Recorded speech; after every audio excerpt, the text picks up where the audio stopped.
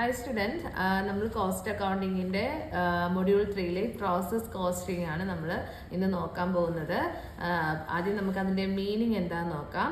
നമ്മൾ process costing എന്ന് പറഞ്ഞാൽ അത് കൂടുതലും യൂസ് ചെയ്യുന്നത് ഈ ഫുഡ് പ്രോസസ്സിങ് ഇൻഡസ്ട്രീസ് ആണ്. എന്ന് പറഞ്ഞാൽ ബിസ്ക്കറ്റ്സ്, ചോക്ലേറ്റ്സ് അതൊക്കെ ഉണ്ടാക്കുന്ന പ്രോസസ്സിങ് ഇൻഡസ്ട്രീസ് ആണ്. എന്ന് വെച്ചാൽ അവർക്ക് ഡിഫറെൻറ്റ് പ്രോഡക്ട്സ് വരും അല്ലേ. ഇപ്പോൾ നമ്മളിപ്പം എടുത്താൽ വീറ്റിന് തന്നെ പലതുണ്ട് അല്ലേ. വീറ്റ് ഫ്ലോർ ഉണ്ട്, മൈദയുണ്ട്. അപ്പോൾ ഒരു യൂണിറ്റിൽ നിന്ന് അല്ലെ ഒരു പ്രൊഡക്റ്റിൽ നിന്ന് പല പ്രൊഡക്റ്റുകളായിട്ട് അതിനെ കൺവേർട്ട് ചെയ്യുന്നുണ്ട്. അതിനെയാണ് നമ്മൾ പ്രോസസ് കോസ്റ്റിംഗ് എന്ന് പറയുന്നത്. ഇതിനകത്ത് കോസ്റ്റ് അസർട്ടൈൻ ചെയ്യുന്നത് ഓരോ പ്രോസസ്സിൻ്റെയും കോസ്റ്റാണ് ഇവിടെ അസർട്ടൈൻ ചെയ്യുന്നത്. മെയിൻലി യൂസ് ചെയ്യുന്നത് ബിസ്ക്കറ്റ്സ്, ചോക്ലേറ്റ് ഇൻഡസ്ട്രീസ്, അതുപോലെ തന്നെ സോപ്പ്, മെഡിസിൻസ്, അങ്ങനെയുള്ള കോപ്പർ ഇൻഡസ്ട്രീസ്, ഇവരൊക്കെ ആയിരിക്കും ഇത് കൂടുതലും ഈ കോസ്റ്റിംഗ് മെത്തേഡ് യൂസ് ചെയ്യുന്നത്. ഓക്കെ, അപ്പോൾ നമുക്ക് എന്താണ് അതിൻ്റെ മീനിങ് എന്ന് നോക്കാം. This method is use to ascertain the cost of product at each stage of production. It is suitable for the industries such as food processing industries, biscuits, chocolates, chemical industries like oil, soap and medicine, iron, steel, copper industries. ഇവരാണ് കൂടുതലും process costing use ചെയ്യുന്നത്. എന്തുകൊണ്ടാണ്? അവർക്ക് different process വഴി അവർക്ക് different products കിട്ടുന്നുണ്ട്. അതിൻ്റെ കോസ്റ്റാണ് ഇതിൽ അസർട്ടൈൻ ചെയ്യുന്നത്. ഇനി നമുക്കിതിൻ്റെ ഫീച്ചേഴ്സ് നോക്കാം. എന്തൊക്കെയാണ് ഇതിൻ്റെ ഫീച്ചേഴ്സ്? നമ്മൾ പറഞ്ഞു പല കൂടുതൽ യൂസ് ചെയ്യുന്നത് പ്രോസസ്സിങ് ഇൻഡസ്ട്രീസ് ആണെന്ന് വെച്ചാൽ ഡിഫറെൻറ്റ് പ്രൊഡക്റ്റ് പ്രൊഡ്യൂസ് ചെയ്യുന്നവർ. The output of one process become the raw material of next process. എന്ന് വെച്ചാൽ ഒരു പ്രോസസ്സിൻ്റെ ഔട്ട്പുട്ട് എന്ന് പറയുന്നത് മറ്റൊരു പ്രോസസ്സിൻ്റെ റോ മെറ്റീരിയൽ ആയിട്ടാണ് നമ്മൾ യൂസ് ചെയ്യുന്നത് അല്ലേ. ഒരു പ്രോസസ്സ് നടത്തി അതിന് ഒരു ഔട്ട്പുട്ട് കിട്ടി, ഒരു പ്രൊഡക്റ്റ് കിട്ടി, ഇനി അത് യൂസ് ചെയ്ത് മറ്റൊരു പ്രൊഡക്റ്റ് ഉണ്ടാക്കാൻ നോക്കുകയാണ് ചെയ്യുന്നത്. Avoidable and unavoidable losses may arises at A particular stage. നമുക്ക് അവോയ്ഡബിൾ ലോസസും കാണാം, അൺഅവോയ്ഡബിളും ഉണ്ടാവും, നോർമൽ ആൻഡ് അബ്നോർമൽ ലോസസ് ഉണ്ടാവും. അത് പല സ്റ്റേജസിലും നമുക്ക് ഉണ്ടാവാറുണ്ട്. Work in progress and the concept of equivalent units will arise. Work in progress ഇവിടെ ഉണ്ടാവുന്നുണ്ട്. എന്തുകൊണ്ടാണ്? നമ്മൾ ഒരു പ്രൊഡക്റ്റിൻ്റെ എന്ന് വെച്ചാൽ അതിൻ്റെ പകുതി സ്റ്റേജ് ഫിനിഷ്ഡ് പ്രൊഡക്റ്റ് ആകുന്നതിന് മുമ്പ് നമ്മൾ ഒരു പ്രൊഡക്റ്റിനെ ഐഡൻറ്റിഫൈ ചെയ്യുന്നുണ്ട്. അപ്പം അവിടെ എന്താണ് വർക്ക് ഇൻ പ്രോഗ്രസ് കോൺസെപ്റ്റ് അവിടെ ഉണ്ടാവുന്നുണ്ട്.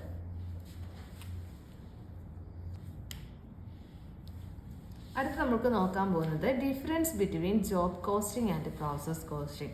നമ്മളിത് ജോബ് കോസ്റ്റിംഗ് എന്താണെന്ന് നേരത്തെ ഡിസ്കസ് ചെയ്തിട്ടുണ്ടായിരുന്നു. ഓരോ പർട്ടിക്കുലർ ജോബിലുണ്ടാവുന്ന കോസ്റ്റ് അതിനാണ് നമ്മൾ ജോബ് കോസ്റ്റിംഗ് എന്ന് പറയുന്നത്. ഓരോ യൂണിറ്റ് പ്രൊഡ്യൂസ് ചെയ്യാനായിട്ട് ഒരു വർക്കർക്ക് ഉണ്ടാവുന്ന എക്സ്പെൻസ് ആണ് നമ്മളിവിടെ മെഷർ ചെയ്യുന്നത്. പ്രോസസ് കോസ്റ്റിംഗ് പല സ്റ്റേജാണെന്ന് പറഞ്ഞു അല്ലേ. അപ്പോൾ അതിൻ്റെ ഡിഫറൻസ് നമുക്ക് എന്താണെന്ന് നോക്കാം. എന്താണ് ജോബ് കോസ്റ്റിങ്ങും പ്രോസസ് കോസ്റ്റിങ്ങും തമ്മിലുള്ള ഡിഫറൻസ്? ജോബ് കോസ്റ്റിംഗ് പറയുന്നത് പ്രൊഡക്ഷൻ എഗൈൻസ്റ്റ് സ്പെസിഫിക് ഓർഡർ കിട്ടിയിട്ട് മാത്രമേ ജോബ് കോസ്റ്റിംഗിൽ എന്തുണ്ടാവുള്ളൂ, പ്രൊഡക്ഷൻ സ്റ്റാർട്ട് ചെയ്യത്തുള്ളൂ. Production is continuous and standard product. Process കോസ്റ്റിങ്ങിൽ പ്രൊഡക്ഷൻ കണ്ടിന്യൂസ് ആണ്. ഒരു പ്രൊഡക്റ്റിലല്ല അവർ ഫോക്കസ് ചെയ്യുന്നത്, അതിൽ നിന്ന് തന്നെ പല ഡിഫറെൻറ്റ് പ്രൊഡക്ട്സ് പ്രൊഡ്യൂസ് ചെയ്യാൻ നോക്കുന്നുണ്ട്. പ്രൊഡക്ഷൻ ഇവിടെ കണ്ടിന്യൂസ് ആണ്. അവിടെ ഓർഡറിൻ്റെ ബേസിസിലുള്ള പ്രൊഡക്ഷൻ മാത്രമേ ജോബ് കോസ്റ്റിംഗ് നടക്കുന്നുള്ളൂ. രണ്ടാമത്തെ നോക്കാം, cost determined for each job. ഓരോ ജോബിൻ്റെയും കോസ്റ്റ് അവിടെ ഡിറ്റർമൈൻ ചെയ്യുന്നുണ്ട്. Cost compiled for each process. ഓരോ പ്രോസസ്സിൻ്റെയും കോസ്റ്റ് അവിടെ എത്ര നോക്കുന്നില്ല, അവസാനമായിരിക്കും നോക്കുന്നത്. അടുത്ത് നോക്കാം, each job is a separate and independent whereas in process costing product lose their individual identity. അപ്പോൾ നോക്കിയേ, ഓരോ ജോബിലും നമുക്ക് എന്താണ് ഇൻഡിപെൻഡൻ്റ് ആണ്, സെപ്പറേറ്റ് ആയിട്ടാണ് കൺസിഡർ ചെയ്യുന്നത്. പക്ഷേ ഇവിടെ എന്താണ് ഇൻഡിവിജ്വൽ ഐഡൻറ്റിറ്റി ഇല്ല. പ്രോസസ് കോസ്റ്റിംഗ് എല്ലാം ഒരൊറ്റ പ്രൊഡക്റ്റ് ആയിട്ടാണ് കൺസിഡർ ചെയ്യുന്നത്. Difficulty in proper control whereas process costing proper control is easier. എന്ന് വെച്ചാൽ ജോബ് കോസ്റ്റിങ്ങിൽ പ്രോപ്പർ കൺട്രോൾ ബുദ്ധിമുട്ടാണെന്ന് വെച്ചാൽ പല പ്രൊഡക്റ്റിൻ്റെയും നമ്മൾ അസർട്ടൈൻ ചെയ്യുന്നു. ഇവിടെ എന്താണ് ഒറ്റ പ്രോസസ്സിങ്ങിലാണ് പോകുന്നത്, ഒരു പ്രൊഡക്റ്റിലോട്ടാണ് നമ്മൾ ഫോക്കസ് ചെയ്യുന്നത്. പക്ഷേ അതിനകത്ത് വരുന്ന ഡിഫറെൻറ്റ് പ്രോസസ്സിനെയാണ് നമ്മൾ കൺസിഡർ ചെയ്യുന്നത്, അതിലുണ്ടാകുന്ന കോസ്റ്റ്. അപ്പോൾ കൺട്രോൾ ഈസി ആയിരിക്കും. എന്ന് വെച്ചാൽ ഫോക്കസ് ചെയ്യുന്ന ഒറ്റ പ്രൊഡക്റ്റിൽ മാത്രമായിരിക്കും. No join product or by product. ഇതിൽ നിന്ന് പുതിയൊരു പ്രൊഡക്റ്റ് ഉണ്ടാവുന്നില്ല ജോബ് കോസ്റ്റിങ്ങിൽ. പക്ഷേ പ്രോസസ് കോസ്റ്റിങ്ങിൽ ഒരു പുതിയ പ്രൊഡക്റ്റ് നമ്മൾ ഐഡൻറ്റിഫൈ ചെയ്യുന്നുണ്ട്. ഇനി നമ്മൾ നോക്കാൻ പോകുന്നത് advantages and disadvantages of process costing. First നമുക്ക് അഡ്വാൻറ്റേജ് നോക്കാം. easy to compute the cost of each department or process periodically at short intervals. അപ്പം നോക്കി, ഇത് പെട്ടെന്ന് നമുക്ക് പ്രോസസ് കോസ്റ്റിങ് എന്ത് ചെയ്യാൻ, കോസ്റ്റ് കമ്പ്യൂട്ട് ചെയ്യാൻ എളുപ്പമാണ്. എന്ന് വെച്ചാൽ നമുക്ക് പീരിയോഡിക്കൽ റിവ്യൂ നടത്താം. എന്ന് വെച്ചാൽ നമ്മളൊരു ഫൈനൽ പ്രൊഡക്റ്റിലോട്ട് എത്തുന്നതിന് മുമ്പ് അവിടെ എന്തുണ്ട്, ഡിഫറെൻറ്റ് പ്രൊഡക്ട്സ് പ്രൊഡ്യൂസ് ചെയ്യുന്നുണ്ട്. അതുകൊണ്ട് കോസ്റ്റ് അസർട്ടേഷൻ എളുപ്പമായിരിക്കും. Computation of cost is very simple എന്ന് വെച്ചാൽ ഇതിനകത്ത് പ്രോസസ് കോസ്റ്റിങ്ങിൽ കമ്പ്യൂട്ടേഷൻ എളുപ്പമാണെന്ന് വെച്ചാൽ ഒരു പ്രോസസ്സിൽ നമ്മൾ എന്താണ് ആദ്യം ആ പ്രോസസ്സിൻ്റെ കോസ്റ്റ് കണ്ടുപിടിക്കുന്നു, പിന്നെ അടുത്ത പ്രോസസ്സിൻ്റെ കോസ്റ്റ്, അങ്ങനെ പല പല പ്രോസസ്സിൻ്റെ കോസ്റ്റ് സെപ്പറേറ്റ് കാണുന്നുണ്ട്. കമ്പ്യൂട്ടേഷൻ എളുപ്പമാണ്, അതിനകത്ത് എറേഴ്സ് ഉണ്ടാകുന്നതും മിനിമൽ ആയിരിക്കും. More economical than job costing. Job കോസ്റ്റിങ്ങിനെ അപേക്ഷിച്ച് ചീപ്പസ്റ്റ് ആയിരിക്കും. എന്ന് വെച്ചാൽ ബിസിനസ്സിനെ അഫോർഡ് ചെയ്യാൻ പറ്റുന്ന ഒരു കോസ്റ്റിംഗ് മെത്തേഡാണ് process costing. Effective control over പ്രൊഡക്ഷന് കൂടുതലും കൺട്രോൾ കൊടുക്കാൻ സാധിക്കുന്നത് പ്രോസസ് കോസ്റ്റിംഗ്. എന്ന് വെച്ചാൽ ഓരോ പ്രോസസ്സിലും വരുന്ന എറേഴ്സ് റെക്ടിഫൈ ചെയ്ത് കോസ്റ്റ് അസർട്ടൈൻ ചെയ്യാൻ സാധിക്കുന്നുണ്ട്. Expenses can be allocated to process easily and cost become accurate. Expense ഞാൻ പറഞ്ഞല്ലോ, പല പ്രോസസ്സിൻ്റെ അക്കൗണ്ട്സ് വഴിച്ച് കോസ്റ്റ് കണ്ടുപിടിക്കുന്നുണ്ട്. നമുക്ക് അലോക്കേഷൻ ഓഫ് കോസ്റ്റ് ഈസിയർ ആയിരിക്കും. ഡിസഡ്വാൻറ്റേജ് നോക്കാം. Since process cost are average cost, they are not accurate. നമ്മളിവിടെ കാണുന്ന ഒരു ആവറേജ് കോസ്റ്റ് മെത്തേഡ് ആയതുകൊണ്ട് ഒരു റിസൾട്ട് അക്യുറേറ്റ് ആവില്ലെന്നാണ് ഇവർ പറയുന്നത്. കാര്യം എന്താണ്, നമുക്ക് ഇതിനകത്ത് പല പ്രോസസ്സിങ്ങിലൂടെ നടക്കുന്നു. ആ പല പ്രോസസ്സിങ്ങിലെ കോസ്റ്റിൻ്റെ ഒരു എസ്റ്റിമേഷൻ ആയിരിക്കും, ഒരു ആവറേജ് ആയിരിക്കും നമ്മളിവിടെ കൺസിഡർ ചെയ്യുന്നത്. Cost accumulation at the end of the period are only historical cost and there are not of much use of managerial control. നമ്മൾ പാസ്റ്റ് കോസ്റ്റിൻ്റെ ബേസിസിലാണ് കോസ്റ്റ് അക്യുമുലേഷൻ നടത്തുന്നത്. അതുകൊണ്ട് തന്നെ അവിടെ എന്താണ്, മാനേജറിയൽ കൺട്രോൾ ഡിഫിക്കൽട്ട് ആയിരിക്കും. Computation of average cost become more difficult when more than one type of product is manufactured. ഒന്നിൽ കൂടുതൽ product manufacture ചെയ്യുന്നത് കൊണ്ട് കോസ്റ്റ് കമ്പ്യൂട്ടേഷൻ ഇവിടെ ഡിഫിക്കൽട്ട്. എന്ന് വെച്ചാൽ നമുക്ക് പല സ്റ്റേജസിൻ്റെയും കോസ്റ്റ് കണ്ടുകൊണ്ട് അത് വാസ്റ്റായി പോകുന്നു. There is A lack of precise and commonly accepted criteria for the allocation of joint cost among different type of product. എന്ന് വെച്ചാൽ നമുക്കൊരു സ്റ്റാൻഡേർഡ്, ഒരു യൂണിഫോമിറ്റി ഓരോ കോസ്റ്റിങ്ങിനും നമുക്ക് ഓരോ അക്കൗണ്ട്സിനും കൊടുക്കാൻ പറ്റത്തില്ല. ഡിഫറെൻ്റ് ആയി മാറിക്കൊണ്ടിരിക്കുന്നു. അത് നമുക്ക് ബുദ്ധിമുട്ടായിരിക്കും. അടുത്തത് elements of process costing. Process കോസ്റ്റിങ്ങിൻ്റെ എലമെൻറ്റ്സ് ആണ്. നമുക്ക് പ്രോബ്ലം ഡിസ്കസ് ചെയ്യുമ്പോൾ എക്സ്പ്ലെയിൻ ചെയ്യാം. നമുക്ക് ഏതൊക്കെ ഐറ്റംസ് ആണെന്ന് നോക്കാം. Direct material, direct labour, direct expense, ഇത്രയാണ് നമുക്ക് ഈ പ്രോസസ് കോസ്റ്റിങ്ങിൻ്റെ എലമെൻറ്റ്സ് ആയിട്ട് കൺസിഡർ ചെയ്യാനുള്ളത്. ഇനി നമ്മൾ മെയിൻ ഏരിയ എന്ന് പറയുന്നത് പ്രോസസ് കോസ്റ്റിങ്ങിൽ നോക്കേണ്ടത് normal loss, abnormal loss and abnormal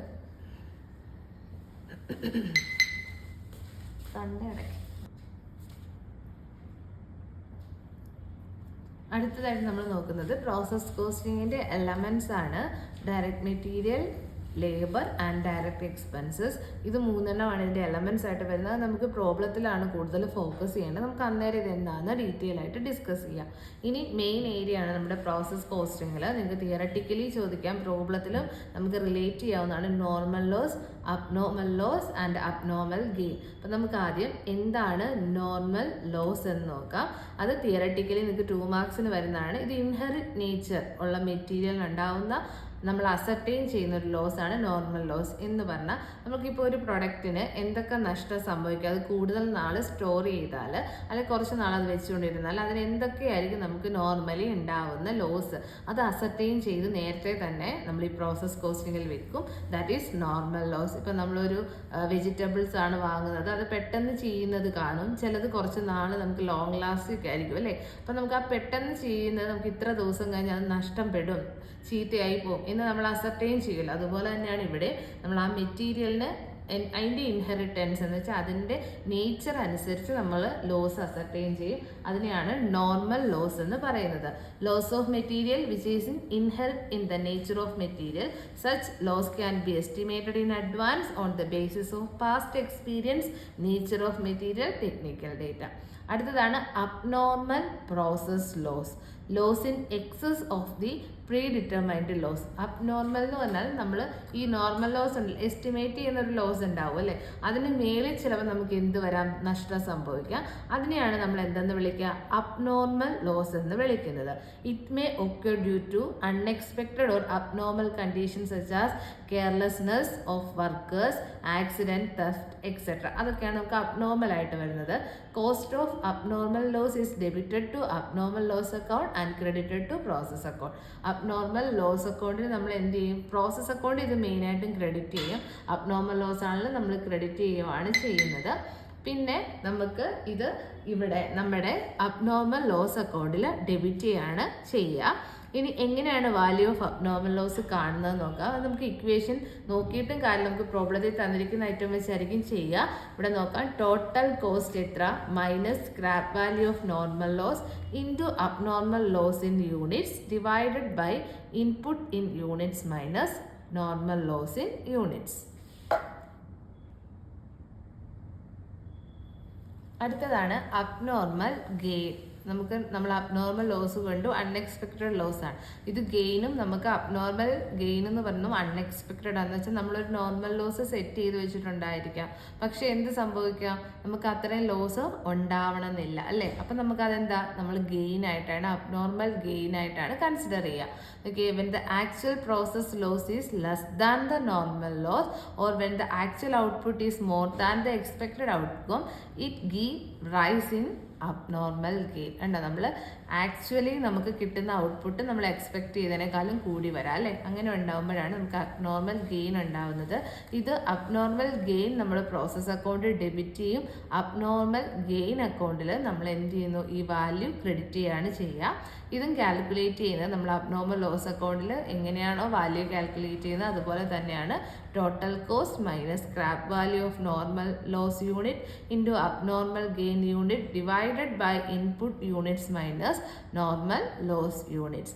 ഇത്രയാണ് നമ്മുടെ abnormal loss, abnormal gain and normal loss. ഇത് തിയററ്റിക്കലിയും ചോദിക്കാം, ഇത് പ്രോബ്ലത്തിൽ നമുക്ക് കൂടുതലായിട്ടും യൂസ് ചെയ്യേണ്ടതാണ്. അടുത്ത നമുക്ക് ഒരു 3-4 ഐറ്റംസ് നോക്കാം. ഈ ഐറ്റംസ് നിങ്ങൾക്ക് 2 മാർക്സിന് ഷുവറായിട്ട് വരുന്നതാണ്. എന്താണ്? Waste, scrap, spoilage and defective. First one നമുക്ക് എന്താണ് വേസ്റ്റ് എന്ന് നോക്കാം. It is the portion of basic raw material lost in processing having no recovery value. It is a complete loss. Waste എന്ന് പറഞ്ഞാൽ കംപ്ലീറ്റ് ലോസ് ആണ്. നമുക്കത് എന്താണ്? Recover ചെയ്യാൻ പറ്റില്ല. നമുക്ക് വേസ്റ്റ് ആയിട്ട് കളയാനേ പറ്റുള്ളൂ. നമുക്ക് അതിൽ നിന്ന് ഒരു ഫണ്ടും റേസ് ചെയ്യാൻ പറ്റിയില്ലെങ്കിൽ ദാറ്റ് ഈസ് വേസ്റ്റ് ആയിട്ട് നമ്മൾ കൺസിഡർ ചെയ്യും. അടുത്തത് സ്ക്രാപ്പാണ്. It is incidental residue coming in out of certain type of manufacturing process, usually a small amount and a low value recoverable without further processing. Scrap എന്ന് പറഞ്ഞാൽ നമുക്കത് എന്താണ്? അതിൽ നിന്നൊരു ചെറിയൊരു എമൗണ്ട് നമുക്ക് എന്ത് ചെയ്യാം? റിയലൈസ് ചെയ്യാനായിട്ട് സാധിക്കും. കംപ്ലീറ്റ് റിയലൈസ് ചെയ്യാൻ പറ്റില്ല. അത് ഉണ്ടാകുന്നത് ഒരു മാനുഫാക്ചറിങ് നടക്കുമ്പോൾ. റോ മെറ്റീരിയൽ ഉണ്ടാകുന്നതാണ് വേസ്റ്റ്. ഒരു മാനുഫാക്ചറിങ് നടക്കുന്ന സമയത്താണ് എന്തുണ്ടാകുന്നത്? സ്ക്രാപ്പ് ഉണ്ടാകുന്നത്. അത് നമുക്ക് എന്ത് ചെയ്യാം? നമുക്ക് അതൊരു ഇൻക്രെഡിബിൾ വാല്യൂ ഉള്ളതാണ്. എന്ന് വെച്ചാൽ റിയലൈസബിൾ വാല്യൂ ഉണ്ട്, പക്ഷേ എമൗണ്ട് എന്ന് പറഞ്ഞാൽ ഒരു ഷോർട്ട് എമൗണ്ട് ആയിരിക്കും കിട്ടുക. Next spoilage. It refers to the goods damaged beyond rectification and which can be sold without further processing. നമുക്ക് സ്പോയിലേജ് സംഭവിക്കുന്ന സെക്കൻഡ് ഹാൻഡ് ഗുഡ്സ് ആയിട്ട് നമ്മൾ വിൽക്കില്ലേ, അതിനെയാണ് നമ്മൾ സ്പോയിലേജ്ഡ് പ്രൊഡക്റ്റ് എന്ന് പറയുന്നത്. നമുക്ക് ആ പ്രൊഡക്റ്റ് പ്രൊഡ്യൂസ് ചെയ്ത് പറയാം ചെറിയൊരു സ്ലൈറ്റ് ഡാമേജ് കൊണ്ട് അതിനെ നമുക്ക് ഒറിജിനൽ കണ്ടീഷനിൽ എത്തിക്കാൻ സാധിച്ചില്ല, അതിനെയാണ് നമ്മൾ സ്പോയിലേജ് പ്രൊഡക്റ്റ് എന്ന് പറയുന്നത്. അത് നമ്മൾ സെക്കൻഡ് ഹാൻഡ് ഗുഡ്സ് ആയിട്ടാണ് വിൽക്കുക. ഇത് സെയിം പ്രൊഡക്റ്റ് തന്നെ ആയിരിക്കും, ഒരു ചെറിയൊരു ഡിഫക്റ്റ് മാത്രമേ അതിനുണ്ടാവുള്ളൂ. അതിന് എന്താണ് നമുക്ക് ഈ സ്ക്രാപ്പിനേക്കാളും കൂടുതൽ വാല്യൂ കിട്ടുന്നതാണ്.